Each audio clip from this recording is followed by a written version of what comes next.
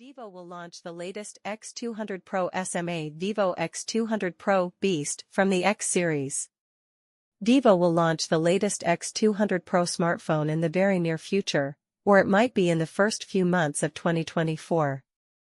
In light of all of the information that we have gathered about Vivo's X200 Pro smartphone, it seems that it is going to be the high-end model of this series, with all of the flagship specifications and features that are being offered by this series. Therefore, without wasting more time, let's take a look at the Vivo X200 Pro and see what it has to offer in comparison to the others on the market.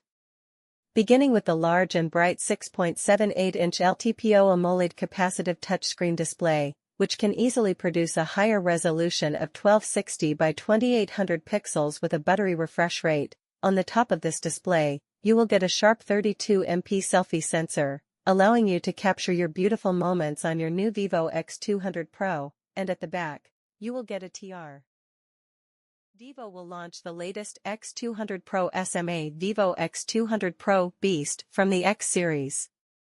Vivo will launch the latest X200 Pro smartphone in the very near future, or it might be in the first few months of 2024.